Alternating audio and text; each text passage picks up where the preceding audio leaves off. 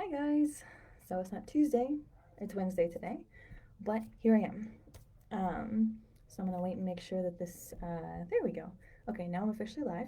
Again, so I usually do this on Tuesdays. This week was a little bit busy. So today's Wednesday and I'm going live on Wednesday. So hi, happy Wednesday. So as you guys know, every Tuesday usually, but at least every week, I come on here and I talk to you guys about content strategy. And sometimes it's, copywriting formulas. Sometimes it's how to use your content, what types of content to write, the strategies for certain types of content, things of that nature. Well, today I want to talk about figuring out what kind of content you need to write. So, for example, it's just like you hear all this good stuff about content marketing, about how it has good results, it has good return of investment. You see all these people getting results from it, but then you look at trying to implement it in your business and you're not quite sure where to start. It's just like, should I write a blog series? Do I write an email sequence? Should I be posting on Facebook 14 times a day? How do I, where do you start? So a couple of the problems that people have. Sorry, I'm like in my little my little shoebox office, and my little glass door. Like you can hear everything. So if you hear Arabic in the background, don't worry. I have very sweet neighbors across the hall who just speak very loudly on the phone. Anyways, so all right. So the couple of problems that people run into when they are trying to figure out what kind of content to make is one, they may just feel paralyzed because there's just so many things that you can choose from, and you hear all sorts of voices from different content marketers, or people like me who give you so many options. It's just like, okay, should I blog? Should I email? Should I do a campaign? Should I do a drip thing? Should I do a lead magnet? Maybe it's a social media post. Maybe it's a series of social media posts. Maybe I need a theme. Maybe it's ads. Oh, videos, YouTube lives, maybe TikTok. And so there's just so many options. So sometimes people get so overwhelmed by all the options that they shut down. They get paralyzed, right? Another problem is people get overwhelmed because you may look at that and instead of just like doing nothing, what you may do instead is think, how can I possibly get content in every single channel out there? It's just like, especially if you're like a small operation or a solopreneur, it's just like, how can I possibly be on every single freaking platform, right? It's crazy. Um, so I want to go through that, what it takes to succeed as far as success in the sense of building a paying client base, building an audience that trusts you and will buy from you. So here's the good news for the people who are overwhelmed and feel like they have to post in every single place. You really don't need to. In order to succeed in your business, you don't need to be perfect or have a perfect strategy. You don't. You don't need to be everywhere on every platform. You don't. And you don't need to have every type of media. You don't need to have videos and podcasts and social media. And you don't need to have every type of medium, okay? So if that helps take that stress off of your plate, you don't need to have a perfect, omnipresent content marketing game in order to succeed and have clients. Also, remember to not pursue the wrong metrics. I talk about this more, I think it was last week or the week before. Don't compete for vanity metrics. You want to go for quality of clients, not quantity. So I used this example before, but it's just like I saw a group that had 10,000 members and zero engagement versus I have a group of 212 members, about 300 people like my page, and I'm very happy with that. And I'm very busy. I have people always messaging me for work, commenting, interacting with me. That's what's important. You have to keep your eye on the right goal. So don't feel like because someone else on their website says, follow us on our podcast and on Instagram and on TikTok and join our email list. Oh, yeah, and our YouTube video series. Don't feel like you have to do all of those things in order to, on your website and, on your profile and stuff, in order to feel like you can succeed. You don't need all of those bits and pieces, okay? So stop comparing yourself with someone who has all that stuff because again, someone who may have the podcast and the 14 social media accounts, you don't know how profitable they are. You don't know how much time they have or their quality of life.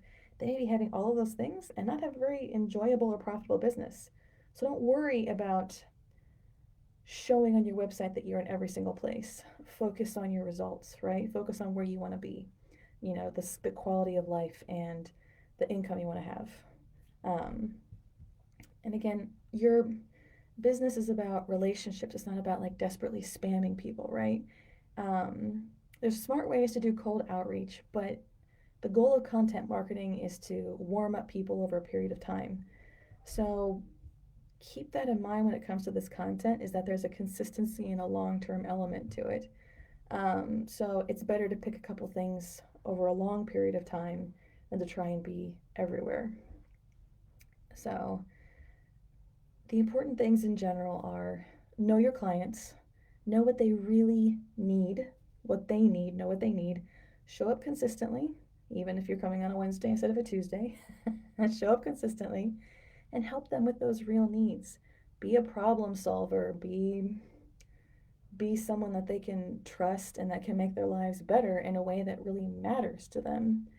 Um, if you're doing that, if you're making that difference and helping them in that way, you don't need to be perfect. You're on the right track. Okay, so I've just talked for the past 6 minutes about what not having to be perfect and not having to compete for vanity metrics. But I still haven't answered the question of what does that mean for how to choose what content to put up. So the next thing I want to make sure you understand is when it comes to your content, there is no silver bullet.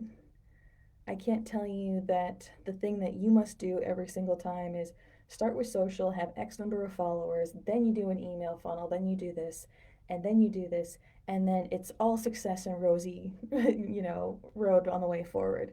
It's not how it works. It helps to have goals. It helps to know what you want to achieve. Um, but there's no like 10 steps of content to guarantee your success. It's a trial and error process. It's a little different for different people. But the good news is um, there's something that works for most people most of the time. And the good news is there isn't just one right way. So it's not like I have to have the perfect plan or else it'll all fall apart. Remember, you don't have to be perfect in order to succeed. And this is what I'm trying to help you understand. It's just like it's a good question to ask. Like, should I write a blog or, an email series? It's a good question to ask. It's in the right ballpark. But I don't want you to get hung up again on doing the perfect thing, because there is no perfect one size fits all solution. There are lots of ways to succeed, and it's kind of like thinking about it the right way. So that's what I'm trying to get to. So, the best thing you can do as far as how to answer that question of what content should I focus on, because creating good content, you guys know, is the reason why you hire me, is because it takes energy, it takes a lot of time. It's not the easiest thing to do. Um,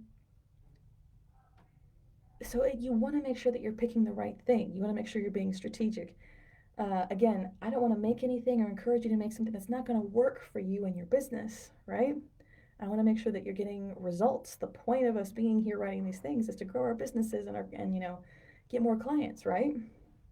So I want to help you think through it, individually, DIY on your own, by thinking about your business. So the best place you can start when you're trying to figure out what kind of content you want to focus on your limited time, I want you to start with your goal. Now, a lot of times, I have an intake form when it comes to like my introduction calls, and I ask what people are hoping to get from, working together or our call. And it's usually something pretty simple like get more clients, make more money. Great, it's a good starting point. But when it comes to having a goal that leads to results, like those more general results, you're going to have to get more specific on what you want those goals to look like. It's important to know what you want to accomplish in order to make a good content strategy. So, for example, I had a woman who came to me and she was very interested in having a blog. She wanted me to write a blog or two for her.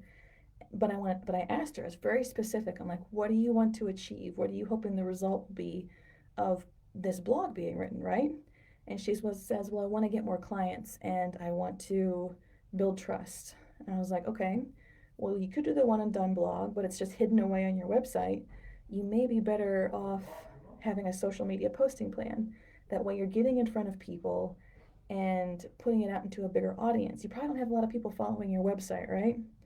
And so as she and I talked through it, she realized that this type of content was a better fit for the goal that she wanted to achieve, which was getting in front of more people and getting more clients, right? It was more about like a relational goal, right? And I want you to think about it like sowing seeds in a garden. If you just say, I just want anything at all to grow, and you throw a bunch of random seeds out into the dirt, you'll probably get something, but it'll be all over the place. They probably won't grow very well, things of that nature. If you're just random and it's just like, I just want something in this ballpark, you're probably not going to get very good results. But if you sit down and think about it for a minute, it's like, you know what? I want to try and grow tomatoes and I want to try and grow spinach. And once you pick a specific result you want to happen, you take care of the seeds in a different way. You're much more intentional. It's like, okay, tomatoes, what do tomatoes need to grow? Okay, they need this much light, this kind of soil, this much watering, and I need to buy those like tomato cages so they can actually grow up. If you just thrown them out into the field, you wouldn't have been able to take care of them correctly. They would have just sprawled and not done very well, right? But if you know exactly what result you're trying to go for, you can take care of it in a certain way to make it more successful, to bear more fruit, literally. You know, like with spinach. This is something from my personal experience from gardens I had in the past. I wanted to grow spinach, and then I grew a seed, and the little neighborhood bunnies came and nipped them, bit them right off at the nub, ate those little tender spinach seeds. So then I learned I had to put chicken wire around my spinach seeds if I wanted them to grow up. I learned how to take care of this specific plant. So if you want to have a specific result, think about it intentionally. That way you can build a plan for it. So when it comes to starting with a goal, like how to change it, instead of saying, I want more clients. Okay, great. Now drill it down, make it more specific. Let's say I want 2 new recurring full service clients by the end of the month. All right, great. That's something that we can, move towards, right? That's a destination.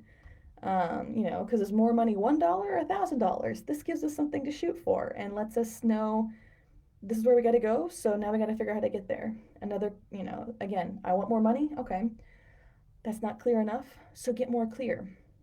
Okay, I want to make $1,000 more in revenue this month than I did last month. Great. Okay. So now we have something clear and measurable.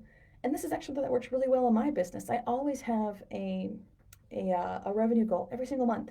That way I can have a bar against myself, something to shoot for, to know when I'm not coming up, when I'm coming up short, or when I'm getting closer there. It lets me know if I need to get more aggressive in my marketing, try something else, get new people in there, things of that nature. It informs me. And also, the important thing about picking a goal is that it'll also help inform what kind of content to make. So, for example, like I said, this woman came to me, she wanted me to write a blog for her, but her goal didn't match the kind of content. She wanted to build relationships with new people, and it's just like, a blog is kind of different. A blog is more for like building authority, and when they get to your website, it's like, oh, you know what you're talking about. It doesn't quite, build new relationships as well. And that's why when we picked her goal, we got clear on her goal, we switched to talking about social media content, right? Some common things I've heard people say when they come to me. Their goal may be, I want to feel more confident promoting my business. A lot of times that means when they come to me, they want to have a good website written out, or they want to have good blogs on their post, or they want to have a fully filled out social media profile. That's usually what that translates into, right? Again, if I want to build trust and be known as the go-to in my field, I want to build resources on my website, great. If that's what that first client had come to me for, I would have written a blog for her all day long. Let's go. That's perfect. That fits your goal. You're trying to create a database of content that shows that you are the person for them, for people who already know about you and have already met you and are trying to like feel you out, right? So you can do that with a blog. You can do that with a podcast. You can do that with value social media posts on your profile, things of that nature. And if your strategy is more like, well, I want to get more people from awareness of me into deeper relationships with me, okay, then you can kind of create like a series of goals. It's like, okay, I want to connect with them on social media. And then from social media, I want to get them onto my website, give them a lead magnet so they'll sign up for my email, and in the email, I'll continue to correspond with them. You see what I mean? So the goal will help you inform how to answer this question because it'll help you figure out what kind of content is best to use and if it's multiple forms of content in a series. So start first with what you want to achieve. And even if you're starting with a goal, just writing from step one to step two, even if they don't buy from all the way over here, you're still moving the client forward in your relationship with them. And that's good. You can always build more steps afterwards. Just keep trying to move forward, even especially if you're new and feel uncomfortable or still feeling it out. So the first thing, like I said, is to start with a goal. So we've got our clear goal, got something specific. We want 2 new clients by the end of next month, things of that nature. Okay, so now I have the destination. Now I need to come up with a plan. So I kind of went over this a little bit, and it's just like different pieces of content have different strengths. Um, but now that you know where you want to go, you're here, you want to get here. So how do you film in this part? So you have to make the steps, you have to make the progression. So I told you earlier, like making money isn't enough of a goal. You want to say, I want to make $1,000 more in revenue by the end of the month. And so what I've done is that, you guys have heard about SMART goals, right? SMART stands for specific, measurable, attainable, relevant, and time-based. So this is ways to make sure that your goals are written out in a way that they're you can actually take action and do something about them and measure if you're taking action, right? So an example of this would be for the next 30 days, I want to post about my business on Facebook and LinkedIn 4 times a week. You see, it's very specific. I've got the number of times I want to do it. It's measurable, attainable, very much so. Is it relevant? As long as it matches my goal, yes. And time-based in the next 30 days. So it takes something very abstract and makes it very actionable, right? Also, another good example. In the month of November or December, I want to friend 20 new business connections and sign up 10 new people for my email list. You see how it's very measurable. But keep in mind the attainable part of the SMART acronym, especially if you're brand new. This is something that was important for me in the beginning. Big goals felt scary and overwhelming. Sometimes it's better to accumulate tiny achievable wins to boost your confidence, and at least you're overcoming your inertia, right? So don't compare where you are to, someone's been in business for 4 years. See them as potential destination, but focus on your next right step, okay? So even if it's just a tiny next step, that's okay. And here's something that actually comes from like my writing experience, like the drafts I write and things of that nature. Anne Lamott has this phrase. I'm about to swear, just so you know. So if you have little kids, plug their ears, whatever. Um, Anne Lamott, when she talks about like drafting your writing, she says you got to start with the shitty first draft, and for short, she calls this the SFD. And then there's a really good William Faulkner quote, and he says, this is about writing. He's like, get it down, take chances. It may be bad, but it's the only way to really do anything good. Now, something that I know that bookkeepers, especially because you guys are just beautifully detail oriented and you see all of the details in everything. But if you aren't sure how to do it exactly right, sometimes you get paralyzed and you don't move forward.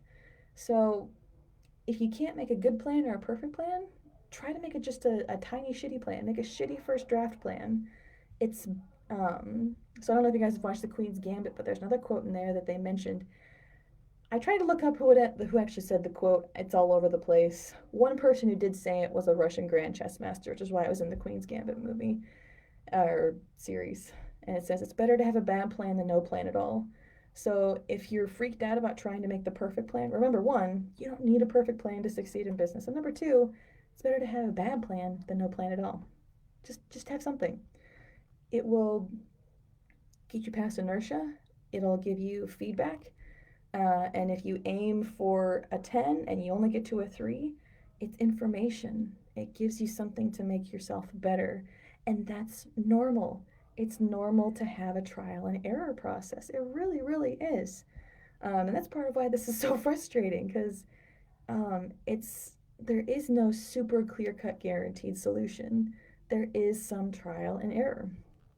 Um, so take imperfect action, make a bad plan. So, for example, when I started doing lives, I was terrified of them, but I knew that I wanted to do them. So I found someone who kept me accountable, and he made me tag him on the first like 5 or 6 lives that I did to make sure I did it. Um, I wasn't sure what to talk about. I was super uncomfortable. I just knew I needed to do it. So I got on my computer. I turned on live. I wasn't even confident to talk about my business yet, but I knew something I needed to get better at. And to get better at it, I just need to say something. So the first few lives, you can look them up way back in the history on my Facebook, was just about my life. I had just moved to Israel, so I started talking about that.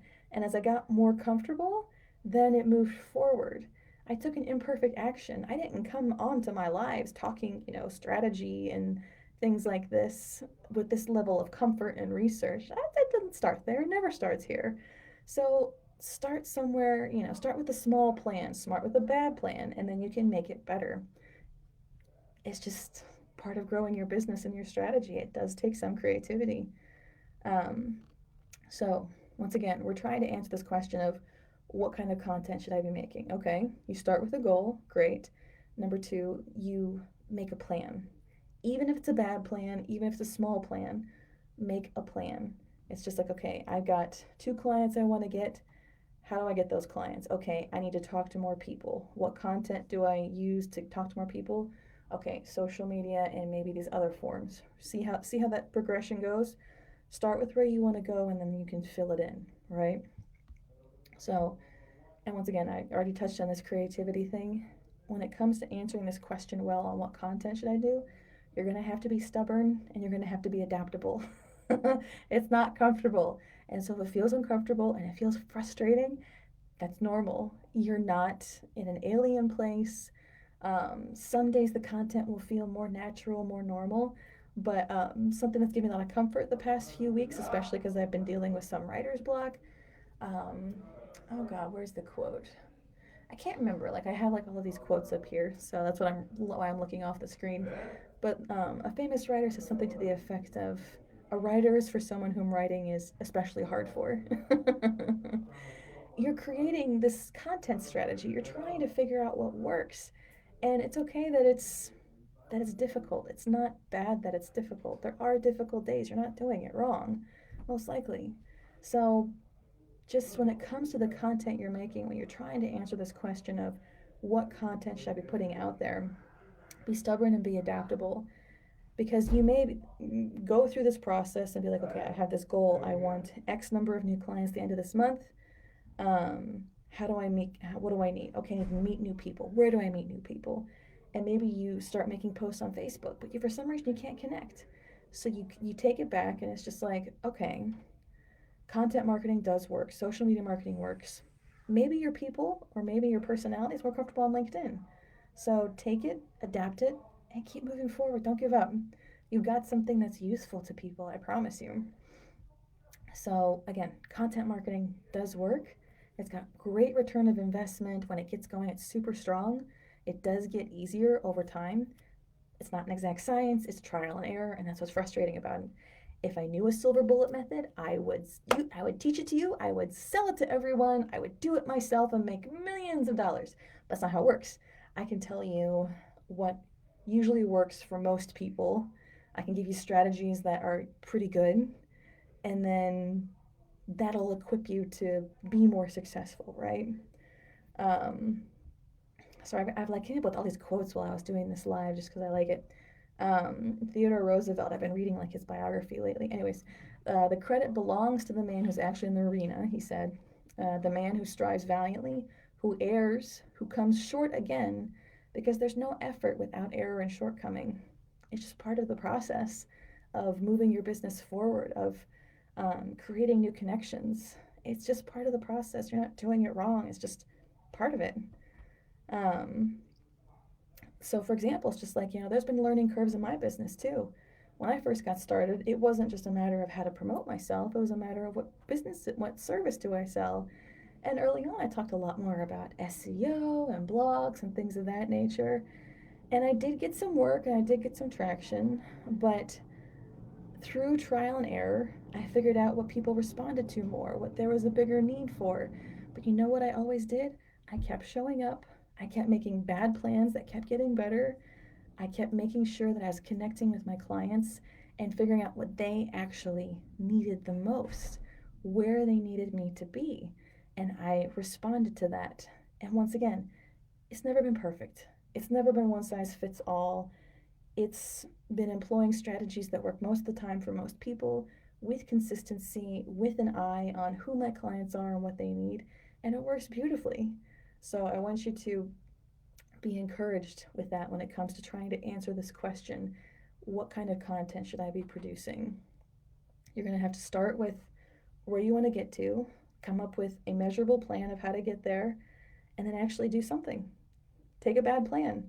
It's like, okay, I'm going to try a blog series for a week. And if you research it and say, like, okay, I think this will meet my goals, great. And hopefully it will. And if it doesn't, it can inform you moving forward and becoming more successful even next time.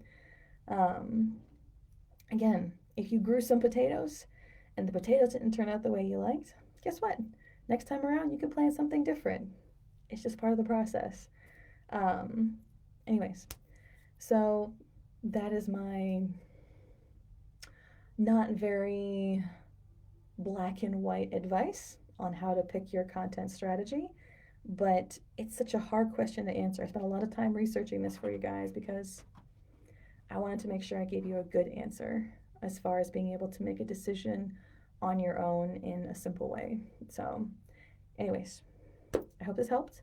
If you guys need anything, you know how to find me. All of my information is either, I don't know what part of the screen it would be on. All my information for my Facebook page, my free group, it's all there. If you want to learn more about like the content membership and templates that I do, the content coaching that I have to help you figure out your strategy and walk through these steps, side by side and brainstorm through how to get from A to B and what your next step should be. Just let me know. I'd love to help you. It's what I do all the time. Yeah, and that's what I have for you today. So good luck on whatever content you're making. If you have any questions or want some feedback, my group is a good place for this. Um, every week we talk about what you're working on and what you're struggling with. So jump on in there, and I'd be happy to help you out. All right, so I will talk to you guys later. Hope you guys had a great day, and I will see you next week. Bye.